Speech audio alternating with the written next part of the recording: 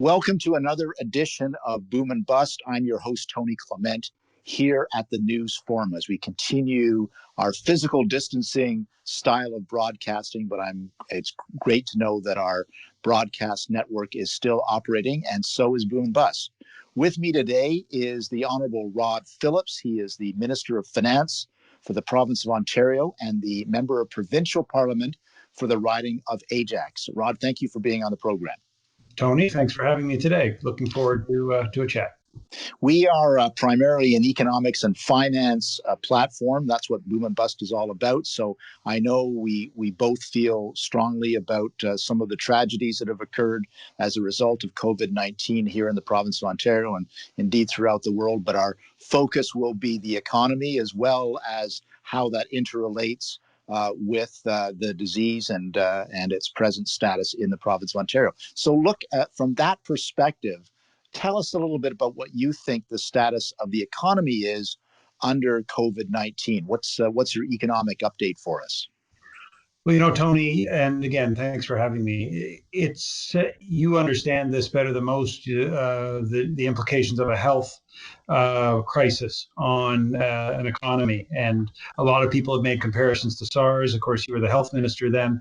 One of the differences that I frequently point out to people was, although that was very difficult in Ontario, very difficult in Hong Kong, and there was a lot of work that was done, a lot of great things that were started as a result of that crisis in terms of coming back with an economy. Ontario was coming back into a global economy that was relatively stable. The reality that we're facing today is that we are, of course, struggling with the health elements, and you mentioned it, and we all, our thoughts and prayers are with all the people who have been affected and continue to be affected. But Ontario, because of the great work of 14.5 million citizens, our healthcare professionals, and others, has actually, in the process of coming through this, relatively well, at least if you look compared to the various jurisdictions that border us. In fact, it's one of the challenges we may want to talk about in this discussion. But we are emerging as we emerge, and we made some more announcements today about some limited openings for important essential businesses like hardware stores and work safety stores. The fact that we can, all get some flowers for our moms for the weekend. But we're emerging. We will emerge slowly and purposefully, but into a global economy that is truly in the worst shape it's been in our lifetime. And that means that everything we can say about Ontario has to be framed in the context of a province for which particularly the U.S. economy, but the broader global economy is so important. We did issue a financial update. So most governments either had a budget that would be seen as out of date because it was pre-COVID, or in the case of the federal government, chose not to release a document. We released one in March that certainly showed that we were going to have a significant hit on revenues. I would say that has only gotten worse in terms of the likely impacts on the revenue side of the ledger. And of course, on the expenditure side, we moved quite dramatically from what was moving towards a balanced budget to a $20+ billion deficit to make sure we shored up what ended up being $17 billion of direct and indirect investment, healthcare, and into jobs in the economy. So we're looking now at, I think, the most challenging economy in my lifetime, in your lifetime, because we're about the same age. We are trying to make sure that we have the foundational parts protected. And for me, that's about the health system. People are not going to feel comfortable going back to work, going back to restaurants, going back to normal until they feel safe from a health perspective. And I think those investments have paid off so far, but there's more to do. And that is going to then set a trajectory. That's why I committed to having a full budget as opposed to just an update come November. We're hoping at that time we'll have a more realistic long-term perspective. Thank you for that answer. And you've talked a little bit about observing the United States. Of course, we have a great vantage point to see what U.S. states are doing as they seek to get out of lockdown.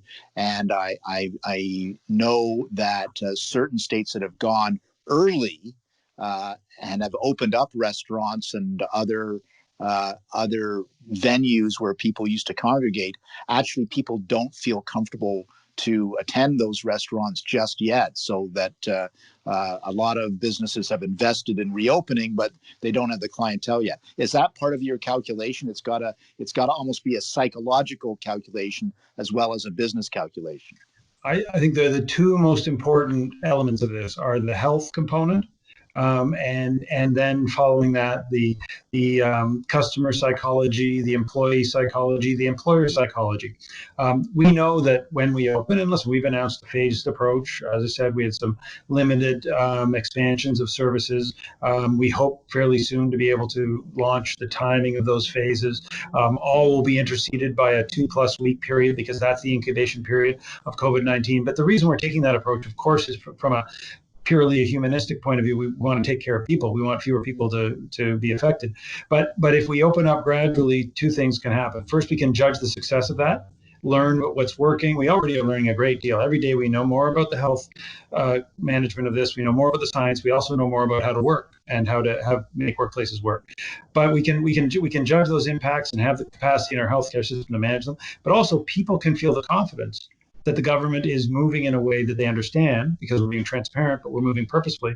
And so they can maybe say, you know what, I mean, we opened up curbside pickup starting next Monday for all the rest of retail. Now, we've had curbside pickup already at a number of locations. We've learned a lot about how that can be done. The Ministry of Labor has a 14-point layout for employers, but how to do that if they want to move to curbside pickup.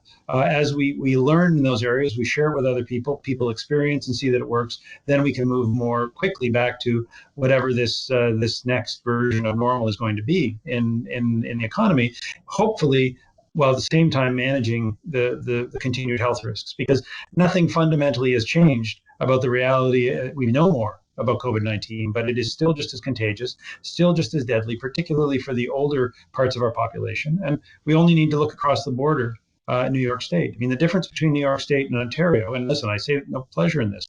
Lots of friends there, and we want the best for them. But the death rate in New York State is 12 times what it's been in Ontario. And Ontario and New York State are quite similar in many ways. One big urban center, some other smaller but still significant urban centers, large spaces of open. I mean, it is.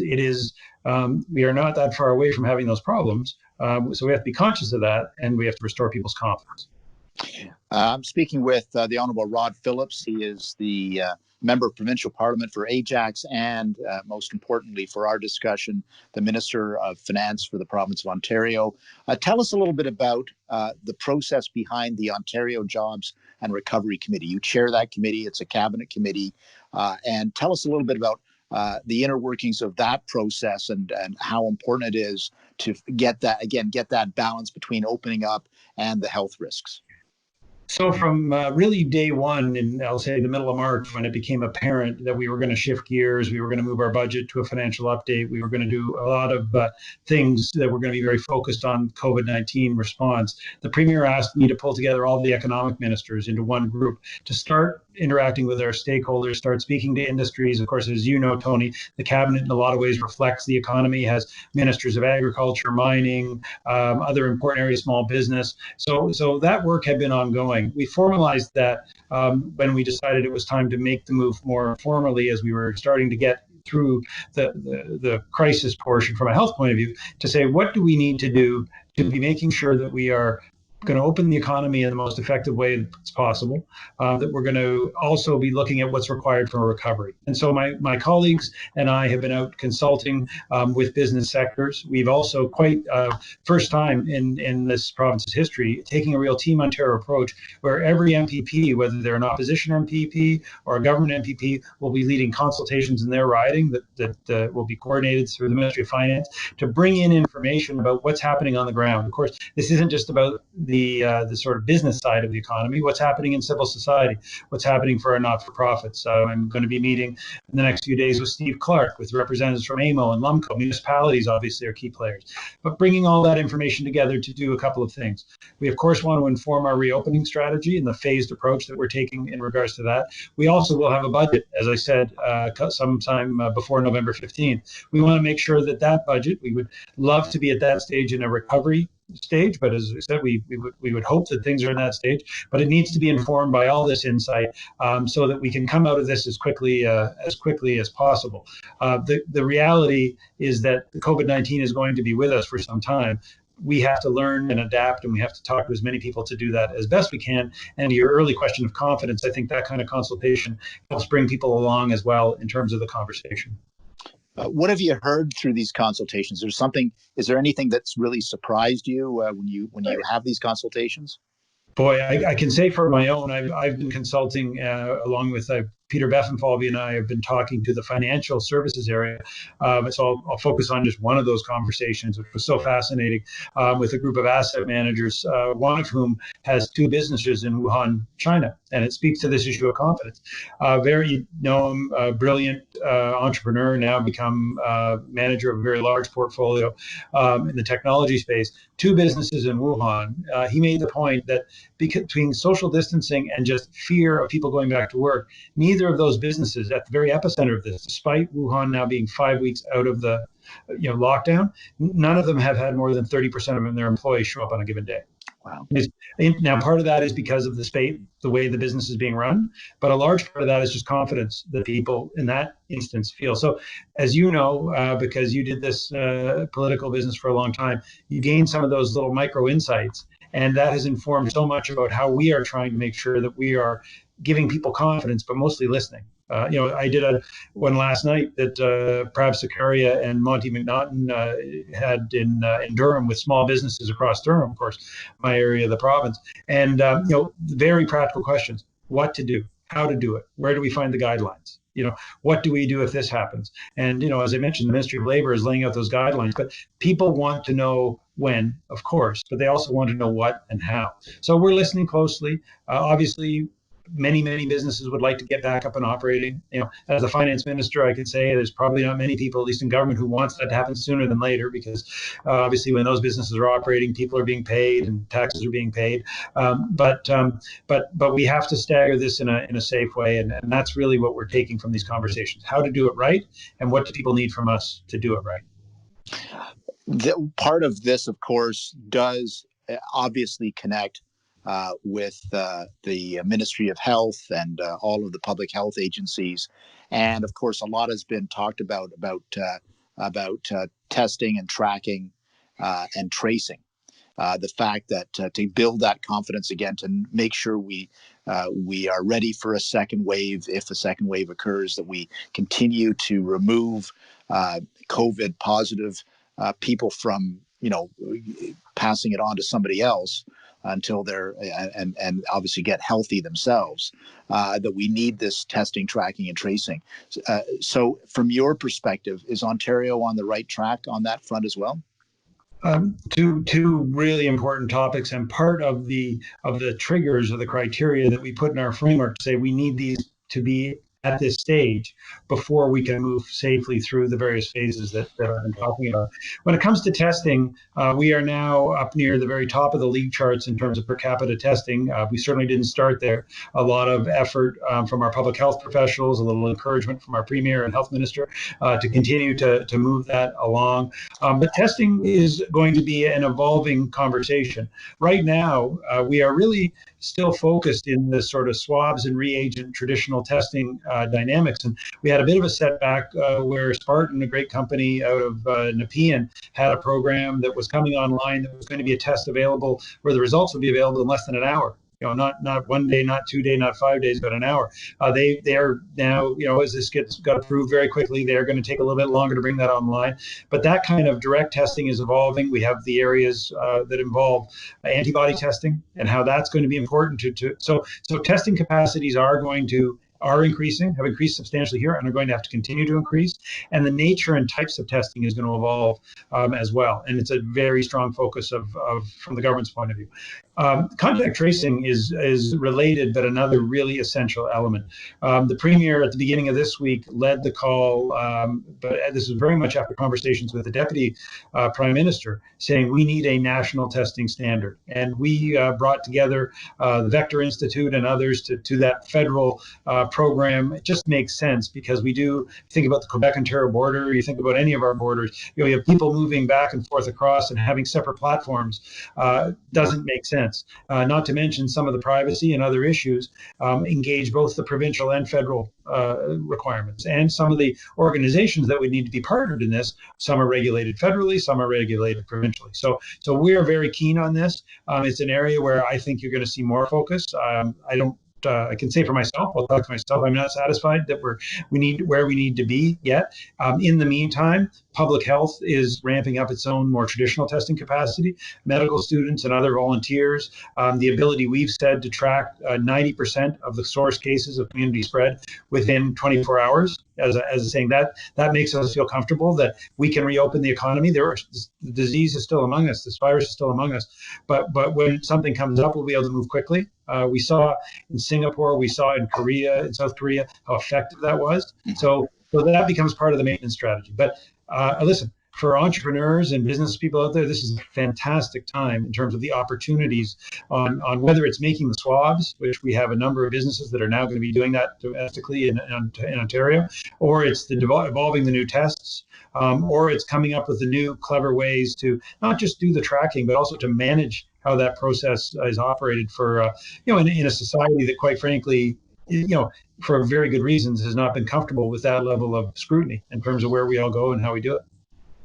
I want to springboard off what you just said, because I think another trend that we're seeing, and I know Premier Ford has mentioned this, I think you mentioned this as well, is having a very different supply chain when this is all over, as soon as possible. We've been obviously alerted to the fact that a lot of our supply chain starts and ends with China.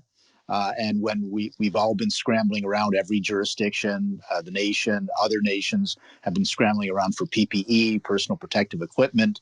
And when 90+% is manufactured in one country, it does pose a strategic challenge, shall we say. So I know the Premier has talked about reconfiguring our supply chain and PPE, but even more generally in manufacturing. Is this something that you're working? I know you got to drink from the fire hose right now and get wrestle COVID to the ground, but are you also thinking medium and longer term about supply chain dynamics? Yeah, so no, it's a great point. From day one, and literally the first one of those press conferences, I remember standing there with the premier. He was talking about supply chain before others were, because quite frankly, he comes from a manufacturing background, a successful business person, but he understands in a way that many other people wouldn't. And truthfully, many people inside the provincial government didn't, to the point where the premier was chairing daily call about supply chain and procurement, because there was just a huge need to get the energy of government focused around these critical issues. So that's been a priority since day one, and I think we've seen some of the benefits of it in terms of the ability for us to respond, increase the testing and such. Going forward, he's been very clear, and I think everyone is clear, that we need to be looking differently at what's strategic and what's not. We are ramping up industrial capacity, whether it comes to ventilators or other production. Now, whether Ontario maintains a ventilator business in the future is going to be an interesting and open question, but we're sure as heck going to keep the molds and the dyes, and if that takes a little bit of money to keep that capacity in place on that front, why wouldn't you? Right? Because that's, as you know, Tony, because you understand business, these are the things that take the time, right? And I think more broadly, we're looking with my colleague Vic Fideli, who's responsible for economic development, looking more broadly at what does this mean. There are clearly some opportunities in terms of what the integrated supply chain in North America is going to look like that are going to be different, although we have had moments during this crisis where even that border and the crossing of that border became in question. And I think just the fabulous ingenuity we've seen out of Ontario manufacturers and fabricators, and the enthusiasm of our pharmaceutical industry and otherwise. There are, out of crisis does come opportunity, and so that opportunity, I think, is going to be to repatriate some of that essential production, understand the supply chains that much better, and as the premier would say, is it really worth saving a couple pennies when you can't get the respirator masks that you need? And the answer to that, of course, is no. I'm going to ask you, we're first of all speaking with the Honourable Rod Phillips. He's the Minister of Finance for Ontario, member of Provincial Parliament for Ajax. You're watching Boom and Bust with Tony Clement on the News Forum. Thank you for joining us. Minister, one last question for you. I want you to put on your great Karnak hat. I'm sure millennials won't know what I'm talking about, but I want you to be the predictor now. Rebound in the economy. Is it going to be a strong rebound, or is it going to be challenging? Is it going to be a V rebound or a U rebound or a W shaped rebound? What do you see in the future? Well, I'll explain for those under the age of 45. A throwback to the old Johnny Carson show. Karnak, who held the envelope up to his. I don't think I have an envelope here because we don't use envelopes anymore. No. Letters, but hold up and would predict the future and but that I could. I am enormously optimistic about this province and its future because I'm just a big believer, as I know you are, in the ingenuity and capacity of everybody who starts a business here and runs a business here and the people who work in them. But there's no doubt we are in for some challenging times. I say that again where we started. This isn't like the SARS situation where it's just a matter of picking ourselves up, dusting ourselves off, and jumping back into the game. The game is not being played in the same way in terms of the economy internationally. This, I think, presents opportunities for sure. But we are going to have to hold together on this. We're going to have to tackle this health issue and then do the best we can with our economy and get it rolling again. And then I think it's going to be, of course, a function of the ingenuity and enthusiasm of Ontarians. But I believe we need to all be prepared for the fact that this is a very challenging times. I mean, let's face it. Our parents and grandparents went through wars and depressions and things, and humankind has seen more difficult challenges than having to stay home, and not go to the dog park and see our friends. But I don't want to minimize it. We have lots and lots, and by lots I mean tens of thousands of people out there hurting. We talked. The government talked today about 7.5 million Ontarians and Canadians. This was a national number. 7.5 million Canadians now collecting the $2,000 a month benefit. I mean, that's a benefit that did not exist, 6.5 weeks ago. And so that is the scale of the issue we're addressing. Governments are working together to do it. I know out of all these things, out of adversity, Einstein said people get to know themselves. So we're all going to get to know ourselves. But I think we are going to come out of this stronger. But the exact timing of that, we'll watch it closely. And Tony, I'll be happy to come back on another time and talk more about that. You're more than welcome to come back on, Minister, and I remain an optimist that Ontario has the ability and the desire and the people to bounce back very strongly. So let's hope that that's true. By the way, when people ask me what the difference between SARS and COVID-19 is, not trying to be disrespectful, but because we had 44 deaths under SARS, but when SARS was finally winding down, we had a massive concert at Downsview Park with the Rolling Stones and AC/DC and 500,000 people at it. I'm not sure I'm going to predict that in the near future anywhere in North America or around the globe. So yeah, although the amazing very different. The Stones and AC/DC are still having concerts, so that's right. Yeah, that's not so much Justin Timberlake. Well, maybe he is. I don't know. Yeah. Thanks, Tony. Thanks so much, and thanks for keeping up. Getting the message out there around this. But I enjoy the podcast, so I'll make my wife listen to this one. Please do, and thank you for being on Boom and Bust.